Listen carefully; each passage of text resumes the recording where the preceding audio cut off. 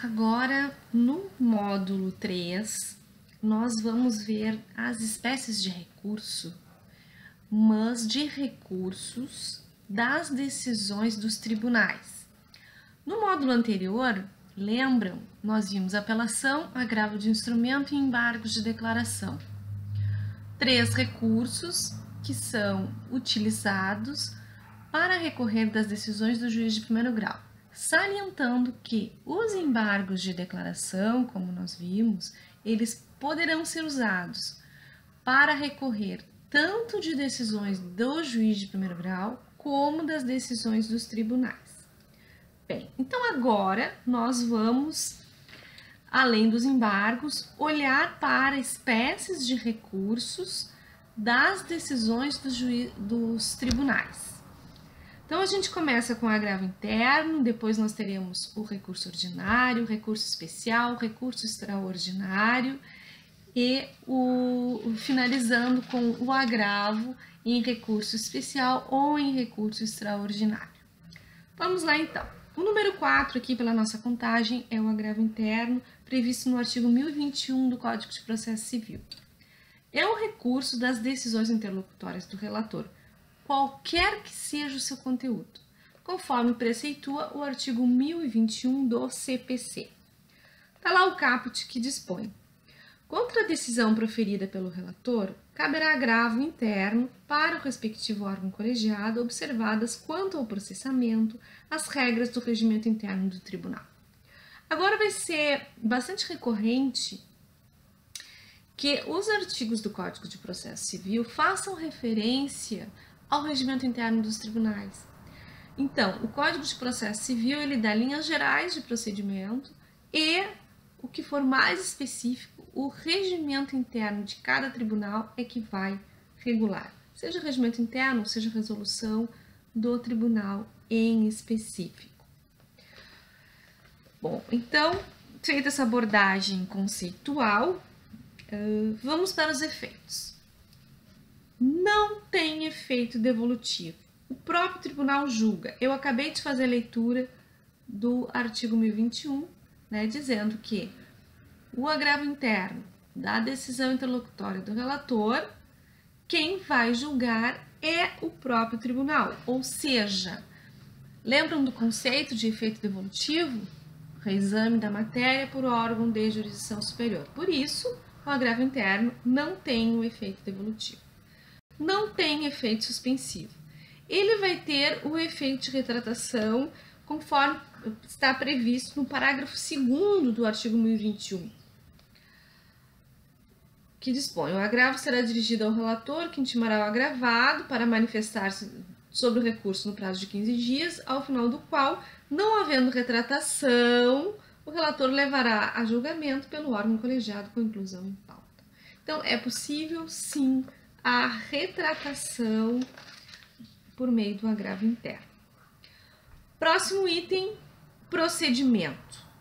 Prazo. Prazo comum, 15 dias, Tá lá o parágrafo 5º do artigo 1003, parte geral, numa tentativa de unificar os prazos recursais.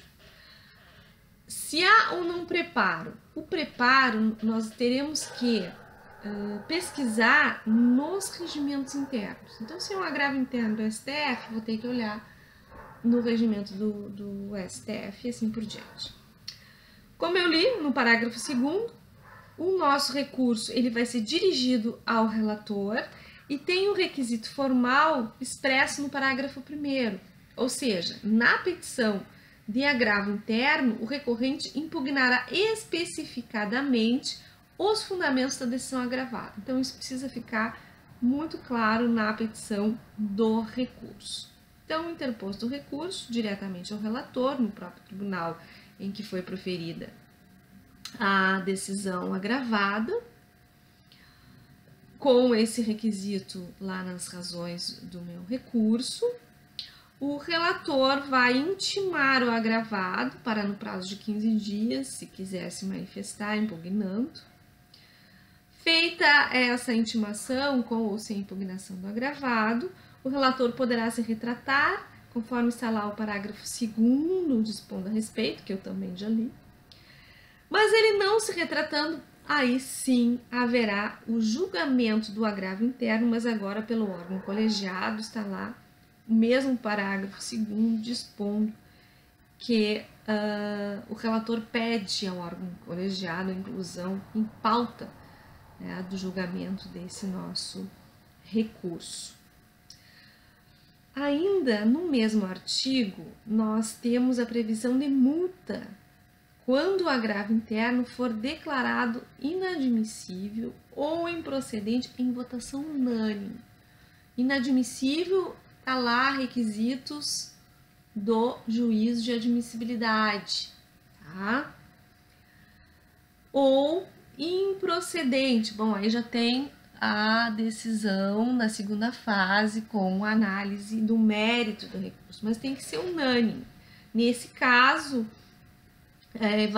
vai pagar uma multa ao agravado fixada entre 5% do valor atualizado da causa. Está lá o parágrafo 4º do mesmo artigo, que é artigo único, né, 2021, dispondo sobre essa multa, quando é que ela vai acontecer. E a interposição de qualquer outro recurso está condicionado ao depósito prévio do valor dessa multa, né, que está prevista no parágrafo 4º do mesmo artigo.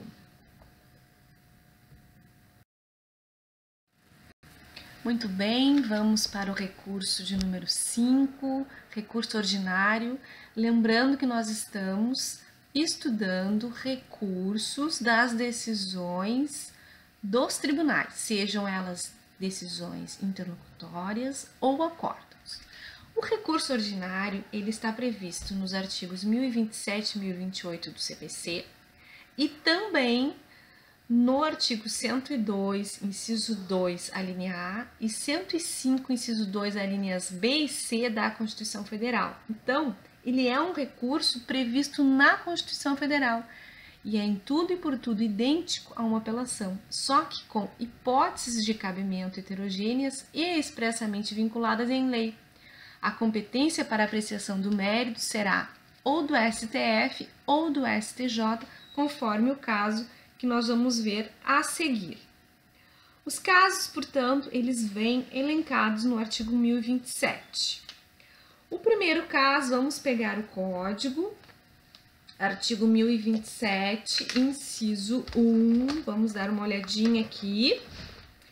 Serão julgados em recurso ordinário, inciso 1, pelo Supremo Tribunal Federal, os mandados de segurança, os habeas data e os mandados de injunção decididos em única instância pelos tribunais superiores, quando denegatória a decisão. Vamos então ver o que é uma decisão denegatória. É aquela que abrange qualquer tipo, nega. Tá? Seja o mandado de segurança, o mandado de injunção ou o habeas data, conforme estaria elencado no inciso 1 que eu acabei de ler. Lembrando aqui, o que é mandado de injunção? Vamos relembrar lá as aulas de direito constitucional. O mandado de injunção ele está previsto no artigo 5º, inciso 71 da Constituição Federal, mas ele também possui uma lei regulamentadora do seu procedimento, que é a Lei 13.300 de 2016. É uma ação constitucional usada em caso concreto, individual ou coletivamente, com a finalidade do Poder Judiciário dar ciência ao Poder Legislativo sobre ausência de norma regulamentadora que torna inviável o exercício dos direitos e garantias constitucionais e das prerrogativas inerentes à nacionalidade, soberania e cidadania. Então, este é o mandado de injunção para vocês lembrarem um pouquinho de direito constitucional. Também é interessante a gente lembrar sobre o habeas data, né? O artigo 5º, inciso 33 e também o inciso 72 da Constituição Federal fazem menção ou prevêem o habeas data, que também é uma ação constitucional. Inclusive, ele vem regulamentado pela Lei 9.507 de 1997. Portanto, é ação constitucional usada pelo cidadão para ter acesso a informações existentes sobre si em bancos de dados de instituições públicas e governamentais. Essas informações podem ser requerendo para tomar conhecimento dessas informações ou mesmo retificar informações nestes bancos de dados. Bom, então, lido o primeiro caso, que está lá no inciso 1 do artigo 1027, então, nestes casos, nós temos a possibilidade de interposição do recurso ordinário para o STF. Segundo caso, 1027, inciso 2, vamos ver. Serão julgados em recurso ordinário pelo Tribunal de Justiça, ou melhor, pelo Superior Tribunal de Justiça, os mandados de segurança decididos em única instância pelos tribunais regionais federais ou pelos tribunais de justiça dos estados e do Distrito Federal e territórios, quando, novamente, denegatória a decisão. Então, nestes casos, a competência é do STJ. O recurso, então, será julgado pelo STJ, e esse é o segundo caso, então, de recurso ordinário. Terceiro caso, inciso 2, a linha B do mesmo artigo, do 1027. Então, de novo, inciso 2. Serão julgados em recurso ordinário pelo STJ os processos em que forem partes de um lado, Estado estrangeiro ou organismo internacional, e de outro, município ou pessoa residente ou domiciliada no país. Eu vou ler o parágrafo primeiro também, porque ele diz respeito a este terceiro caso. Nos processos referidos no inciso 2, a linha B, contra as decisões interlocutórias, caberá agravo de instrumento dirigido ao STJ nas hipóteses do artigo 1015. Parágrafo 2º, aplica-se ao recurso ordinário o disposto nos artigos 1013, parágrafo 3º e 1029, parágrafo 5º, que são dispositivos referentes ao recurso de apelação. Muito bem, então, nesses casos aqui, nós teremos uma apelação ou um agravo de instrumento interposto para o STJ. Então, o que está acontecendo aqui? O STJ é a segunda instância. Então, quando nós tivermos aquelas partes determinadas lá na linha B, ao invés de nós estarmos interpondo o recurso ou para o TJ ou para o TRF, como normalmente se faz, né, no recurso de apelação, este recurso ordinário nós vamos interpor ao STJ. Então, o STJ, ele é a segunda instância, tá? Lá da competência originária, que é a Justiça Federal. Então, o processo acontece em primeiro grau na Justiça Federal. O segundo grau será STJ. Então, essa é uma das peculiaridades do recurso ordinário. Então, esses foram os casos, 3 casos. Inciso 1, a linha A. Inciso 2, a linha A e B. Bom, quais são os efeitos deste recurso? Nós teremos o devolutivo, lembrando então que o efeito evolutivo é aquele reexame da matéria por órgão de jurisdição superior. Então, em todos os casos, nós teremos o efeito evolutivo. O efeito suspensivo, quando esse recurso se equiparar à apelação. Tá? Quando ele se equiparar à apelação, terá efeito suspensivo. Embora nas decisões denegatórias não haja o que suspender. Tá? Procedimento. Procedimento deste recurso, do recurso ordinário, está lá no 1028. Ao recurso mencionado no artigo 1027, inciso 2, a linha B, aquele em que o STJ é a segunda instância. Aplicam-se quanto aos requisitos de admissibilidade ao procedimento as disposições relativas à apelação e o regimento interno do STJ. Tá? Então, o caput, ele se refere à hipótese última, né, o terceiro caso que nós acabamos de ver. Na hipótese do artigo 1027, parágrafo 1º, aplicam-se disposições relativas ao agravo de instrumento e o regimento interno do STJ. Então, o 1028 aqui de início, ele repete um pouco o que já havia disposto no artigo anterior. Ou seja, nesse terceiro caso, em que o STJ é a segunda instância, ou porque se propõe um recurso ordinário com uma roupagem de apelação, ou se interpõe um recurso ordinário com uma roupagem de agravo de instrumento, porque nós estamos diante de uma decisão interlocutória, nesses casos nós vamos usar os dispositivos atinentes à apelação e agravo de instrumento que nós já vimos. E o que não estiver previsto no CPC, nós buscamos no próprio regimento interno do STJ. Ainda no 1028, agora no parágrafo 2º e 3º, nós vamos ter o procedimento para os outros dois casos, tá? Do 1027, inciso 1, 1027, inciso 2, a linha A.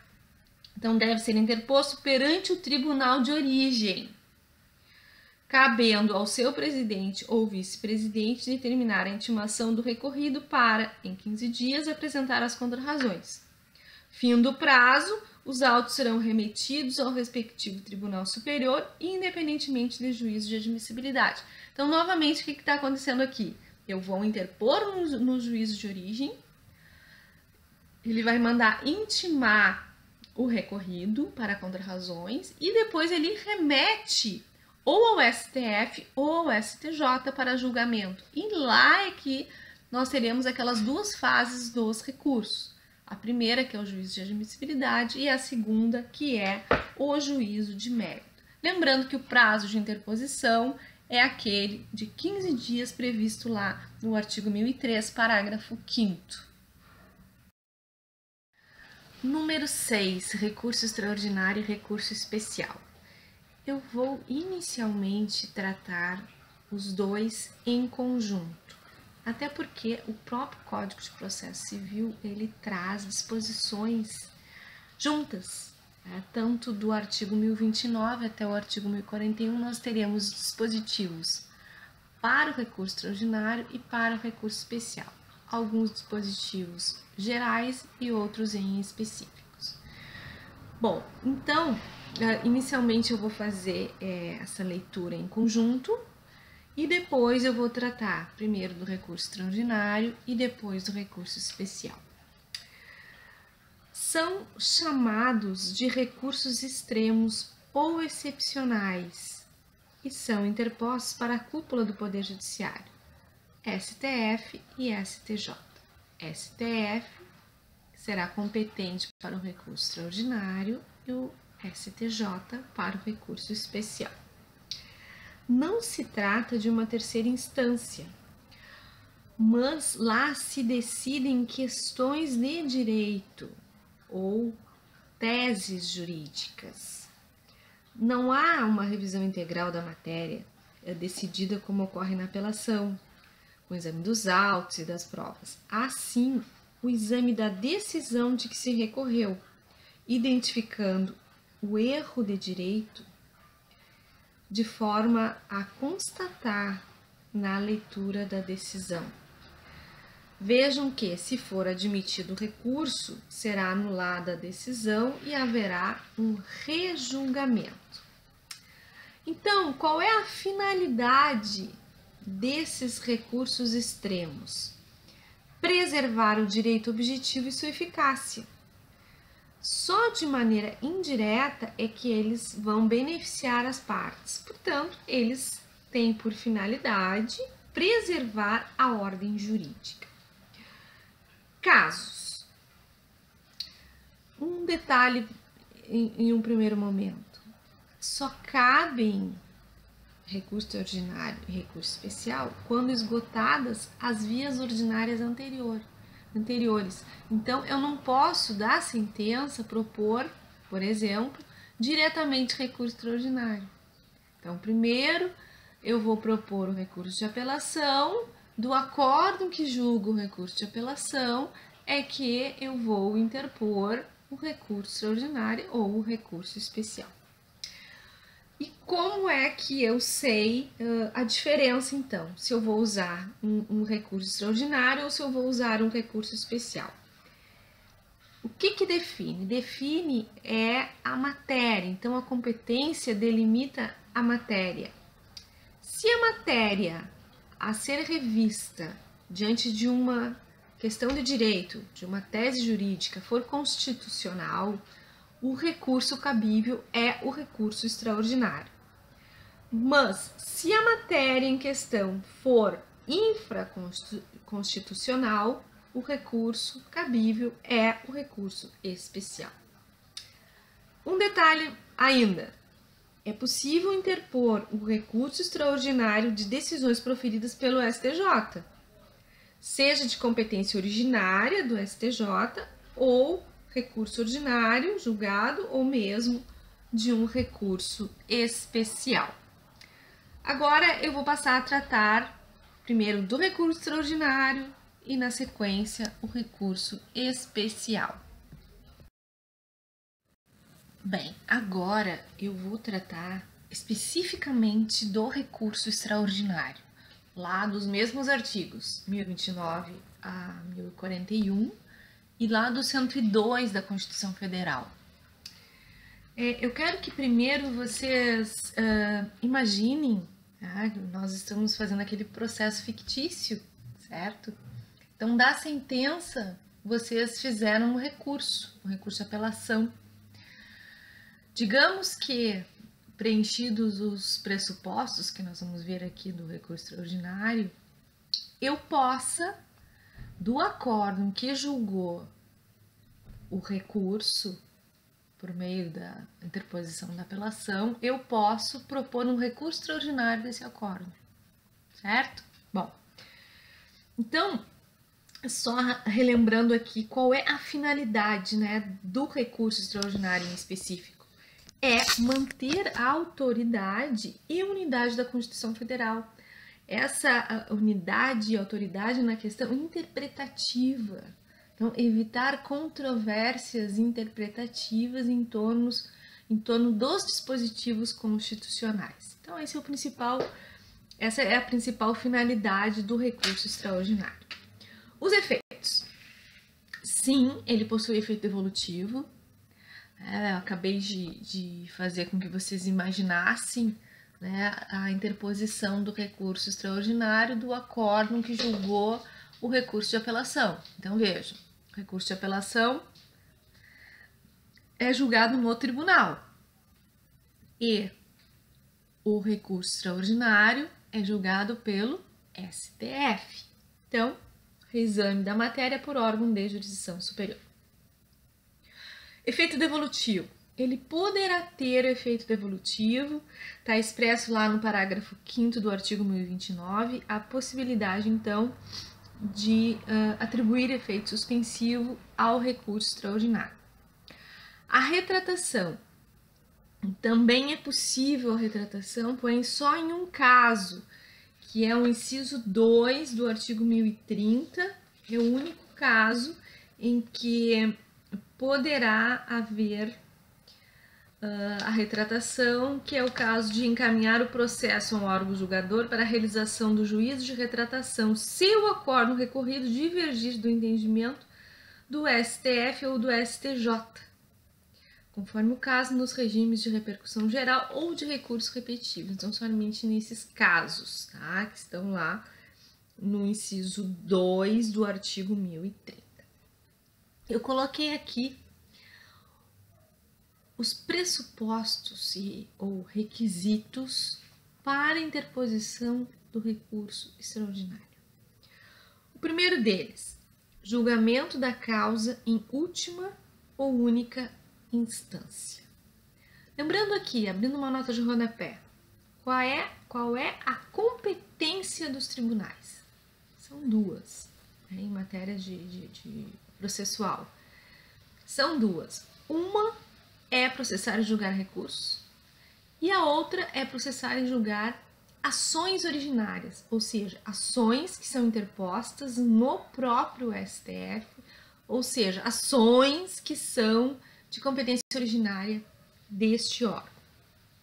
Então, o primeiro requisito, julgamento da causa em última ou única instância, seja uma decisão de mérito ou não, seja uma decisão interlocutória ou não. Segundo pressuposto, existência de questão constitucional controvertida a respeito da interpretação da Constituição Federal. Terceiro pressuposto, pré-questionamento no decisório recorrido. Então, pré-questionamento desta controvérsia a respeito da interpretação da Constituição Federal. Então, eu tenho que lá na minha apelação, tá? Ou melhor, no acórdão que julgou a apelação, esta questão de tese jurídica da interpretação da Constituição Federal. Tá? Eu não posso simplesmente agora, em sede de recurso extraordinário, inventar uma controvérsia constitucional. Então, isso tem que vir lá da origem, né? Lá na sentença, no recurso de apelação, no acórdão julgado pelo tribunal do recurso de apelação. Tá? Então, isso é um pré-questionamento. Se no acórdão, por exemplo, não houver a manifestação a respeito desta controvérsia, eu terei que propor embargos de declaração para que este requisito seja evidenciado. Senão, não vai passar no juízo de admissibilidade. Número 4. Repercussão geral das questões constitucionais discutidas nas instâncias originárias. Bom, agora eu vou tratar da repercussão geral em específico, tá? Então, esses são os 4 requisitos, certo? Que eu coloquei aqui para vocês visualizarem. Sabendo que tanto o número 3 como o número 4 são requisitos essenciais que, se não estiverem presentes, eu terei que propor embargos de declaração para que o pré-questionamento seja efetivado no decisório recorrido, bem como a repercussão geral nas instâncias originárias. A repercussão geral, então, ela vem lá no artigo 1035, parágrafo 1º. E ela foi incluída em 2014 pela Emenda Constitucional 45. Ela incluiu lá no artigo 102, parágrafo 3º da Constituição, este requisito, que acabou sendo um filtro para o recurso extraordinário. Então, ela vai se consubstanciar em um requisito de admissibilidade, conforme eu já mencionei aqui para vocês. A repercussão geral, ela trabalha num binômio relevância e transcendência da matéria. Vamos ver lá o CPC, o artigo 1035. O STF, em decisão irrecorrível, não conhecerá o recurso extraordinário quando a questão constitucional nele versada não tiver repercussão geral. Parágrafo 1º. Para efeito de repercussão geral, será considerada a existência ou não de questões relevantes do ponto de vista econômico, político, social ou jurídico, que ultrapassem os interesses subjetivos do processo. Está aqui, então, parágrafo 1º, o binômio relevância e transcendência para demonstrar a existência da repercussão geral das questões constitucionais. Então, ultrapassa o interesse das partes. Então, é muito mais amplo do que o simples interesse entre recorrente e recorrido. Ela não pode ser reconhecida de ofício. Existem alguns casos lá no 1035 em que são presumidos, né, como, por exemplo, contraria súmula à jurisprudência dominante do STF. Então, se presume que a decisão que fizer isso, ela vai ter repercussão geral, então não preciso discutir,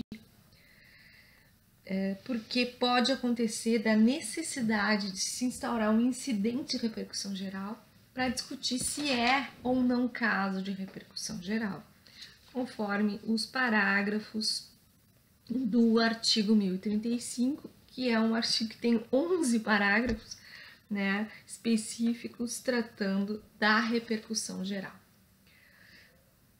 Voltando agora para o recurso extraordinário, propriamente, eu vou tratar do procedimento da interposição desse recurso, certo? Então, a gente viu aqui a finalidade, os efeitos, os pressupostos que eu anotei aqui para vocês e falei um pouquinho da repercussão geral. Vou começar a falar do procedimento da interposição do recurso extraordinário. Prazo, 15 dias, tá lá, aquele prazo quase único, né, para todos os recursos. O artigo 1003, parágrafo 5º, dispõe a respeito. Qual é o local de interposição do recurso extraordinário?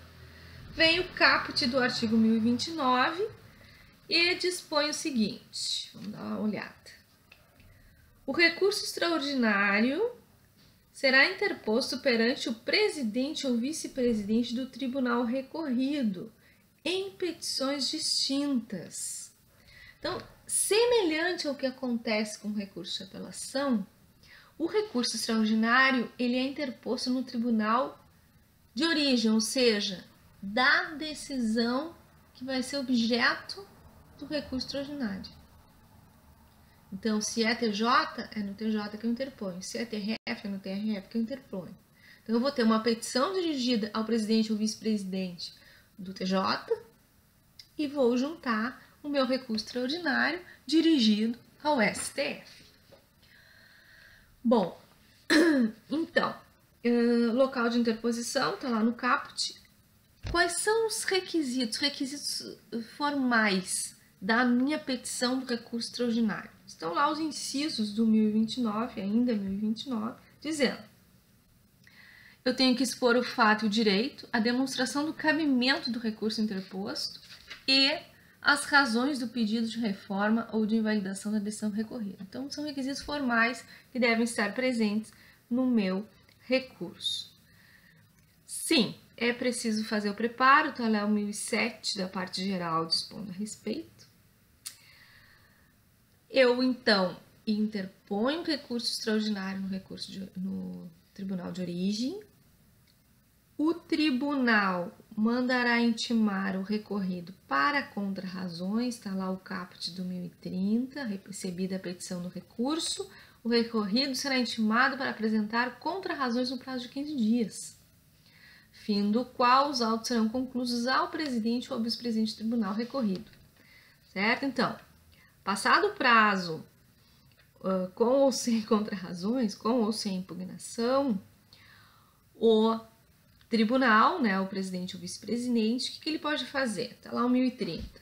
Ele pode negar seguimento, ele pode encaminhar para a retratação, ele pode sobrestar, ele pode selecionar recurso repetitivo e ele pode, então, proferir o juízo de admissibilidade. Agora, diferentemente do que acontece com a apelação, existe um juízo de admissibilidade efetuado no tribunal de origem, então é o juízo de admissibilidade provisório, e depois é feito novamente quando chega lá no STF.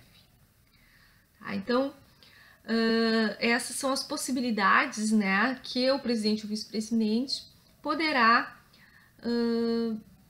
fazer, né, mediante a recebida a petição do recurso pós contrarrazões ou pós prazo de contrarrazões.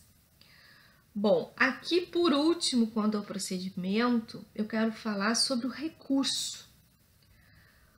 O recurso contra a decisão da presidência ou vice-presidência do tribunal local que inadmite o recurso extraordinário. Tá?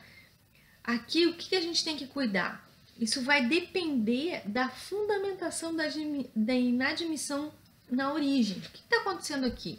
O presidente ou vice-presidente do tribunal, seja TJ ou TRF, ele não conhece do recurso. Ele faz o juízo de admissibilidade, né? E não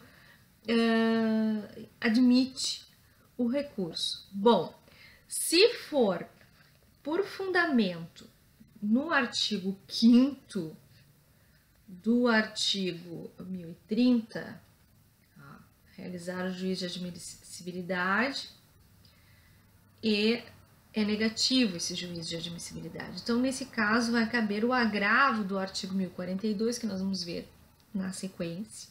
Agora, se os motivos de não admitir o recurso na origem for do inciso 1 e 3 do artigo 1030, o recurso cabível vai ser o agravo interno do 1021 que nós já vimos.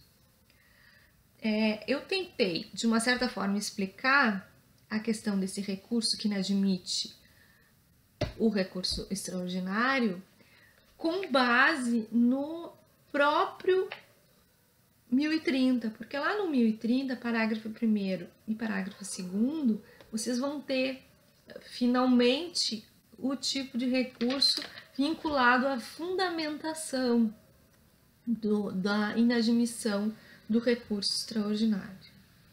Obviamente, se nós tivermos capítulos da decisão com base em fundamentos diversos, serão cabíveis ambos os agravos, sob pena de preclusão. Aqui vai ter uma exceção ao princípio da unirrecorribilidade, ao princípio da singularidade, como nós vimos lá nas disposições gerais. Na sequência, nós vamos ver o recurso especial. Agora vou iniciar o recurso especial, os mesmos artigos 1029 a 1041 do CPC e o artigo 105, inciso 3 da Constituição Federal, são os artigos que regulam este recurso especial. Qual é a finalidade do recurso especial? Manter a unidade e autoridade da lei federal, pois visa resolver controvérsias entre tribunais. O recurso extraordinário, a controvérsia era de questão constitucional. Tá? Então, aqui a questão controvertida é infraconstitucional, é de lei federal. Quais são os efeitos do recurso especial? Tudo que eu falei lá para o recurso extraordinário vale também aqui para o recurso especial, ou seja, efeito evolutivo, o efeito suspensivo, quando autorizado no 1029, parágrafo 5º, o efeito de retratação só no caso do artigo 1030, inciso 2. E aqui eu coloquei para vocês os pressupostos ou requisitos para a interposição do recurso especial. São 3. Julgamento da causa em última ou única instância, existência de questão agora infraconstitucional controvertida e terceiro, pré-questionamento da controvérsia no decisório recorrido, que se não ficar claro, embargos de declaração para demonstrar o pré-questionamento. Vejam que são os 3 pressupostos semelhantes ao recurso extraordinário e agora sem a questão da repercussão geral. Existe uma proposta para que a repercussão geral também seja um filtro, também seja um requisito, mas ainda não foi aprovada. Então, ficamos só com esses 3 pressupostos ou requisitos para a interposição do recurso especial, que é da competência do STJ, conforme eu já mencionei. Quanto ao procedimento do recurso especial, é idem, é igual, tudo que eu falei lá para o recurso extraordinário vale aqui para o recurso especial. O que vai mudar? O local de interposição ainda é o mesmo, mas quem irá julgar é que vai ser o STJ e não o STF, certo? Com isso a gente termina aqui o recurso especial e a gente dá continuidade no item sobre concomitância dos 2 recursos. Um outro ponto muito importante para nós estudarmos é a concomitância de recurso extraordinário e recurso especial. Então, é possível, sim, que nós tenhamos um único acórdão com a possibilidade de interposição de recurso extraordinário e de recurso especial, desde que nós tenhamos aqueles requisitos que nós acabamos de ver desses recursos, do extraordinário e do especial. Então, as peças são separadas, até porque quem julga o extraordinário é o STF, quem julga o especial é o STJ. O prazo é comum de 15 dias e, obviamente, as contrarrazões serão separadas cada um no respectivo recurso.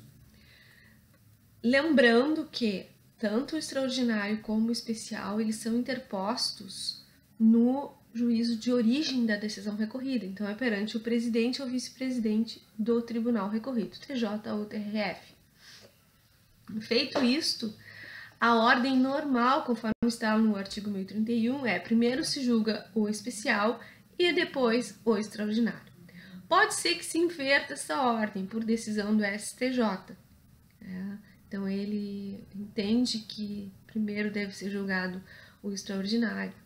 Remete, então, para o STF, que pode concordar ou não nessa inversão de ordem. Concordando, obviamente, vai julgar. Se não, ele devolve os autos para o STJ para julgamento, então, primeiro do recurso especial. Isso que eu falei está disposto no artigo 1031 do CPC. É só dar uma olhada. Um último ponto ainda dentro do estudo do recurso extraordinário e recurso especial é o julgamento de recursos extraordinários e recursos especiais repetitivos. Nós encontramos referência a esse julgamento nos artigos 1036 a 1041 do Código de Processo Civil. O que é esse recurso repetitivo? É quando há uma mesma questão jurídica, seja infraconstitucional ou constitucional, que se repete em uma quantidade significativa de recursos, ou seja, há uma multiplicidade de recursos, caso em que ocorre um regime diferenciado de julgamento do recurso extraordinário e do recurso especial. Então, dependendo se a questão controvertida é infra ou constitucional. Bem, então, nesses artigos nós vamos encontrar sobre este julgamento, o procedimento deste julgamento. Quando é que ocorre? Está lá o artigo 1036, caput, dizendo que sempre que houver multiplicidade de recursos extraordinários ou especiais com fundamento em idêntica questão de direito, haverá afetação para julgamento de acordo com as disposições desta subseção, observado o disposto no regimento interno do STF e no STJ.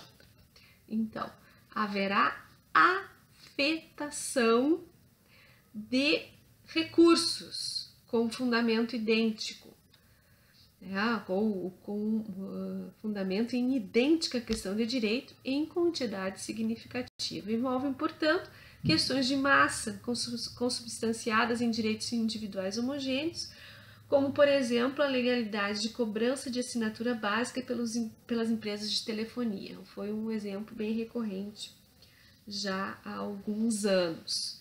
Então, os recursos são afetados, se diz que existem repetições de fundamento e serão escolhidos 2 ou 3 ou um número suficiente de recursos para que sejam levados a julgamento, que serão recursos paradigmas.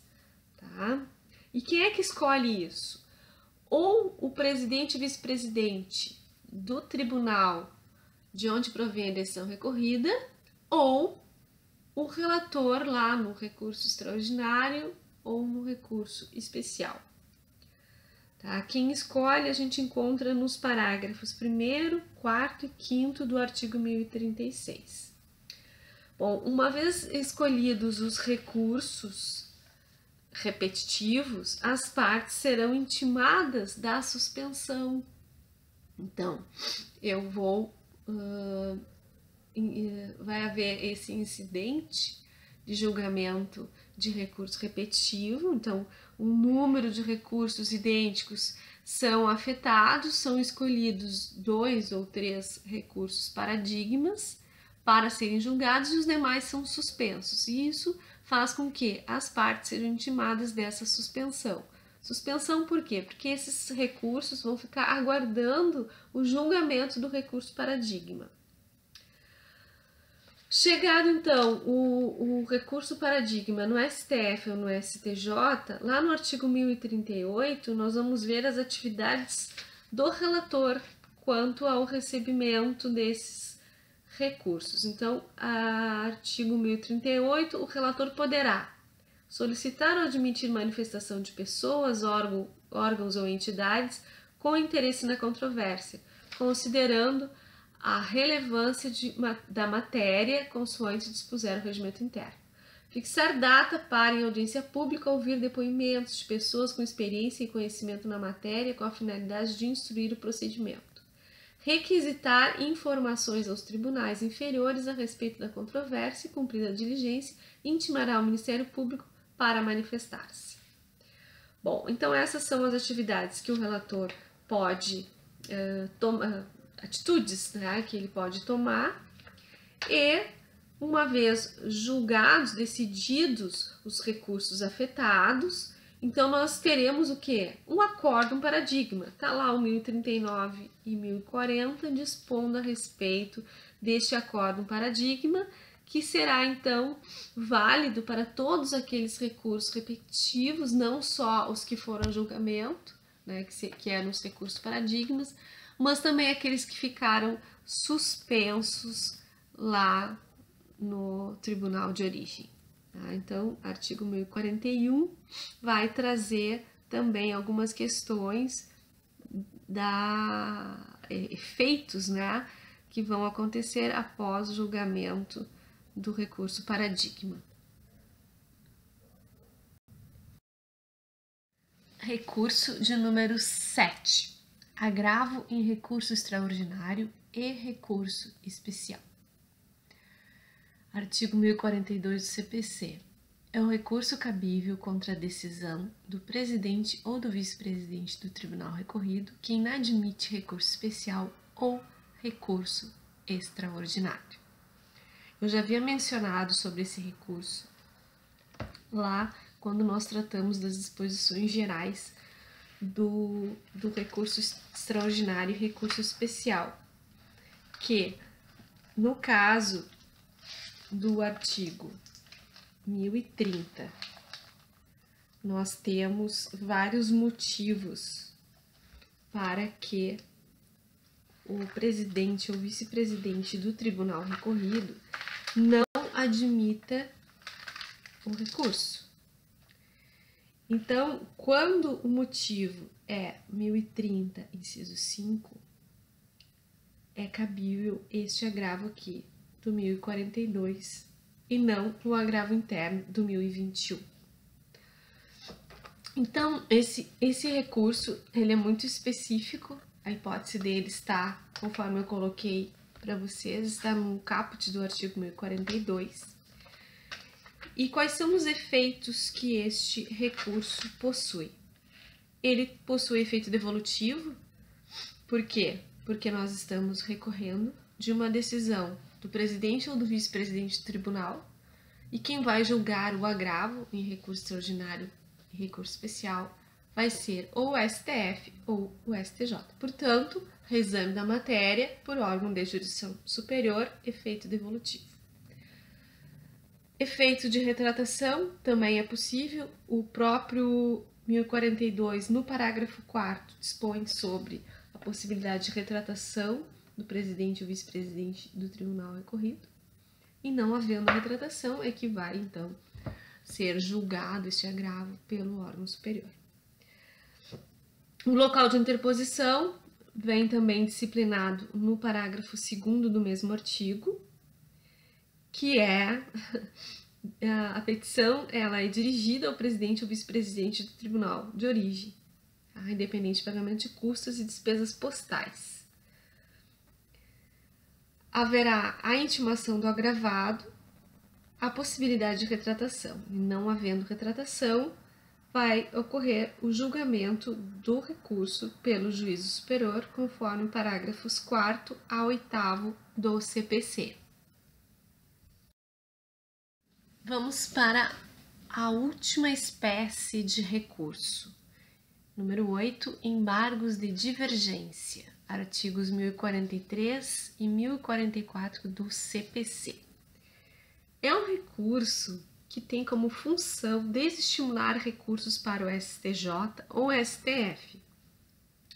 pois o fato de haver tese jurídica divergente dentro do Tribunal Superior estimula a interposição de recursos. Portanto, seu objetivo é uniformizar a jurisprudência dos tribunais superiores.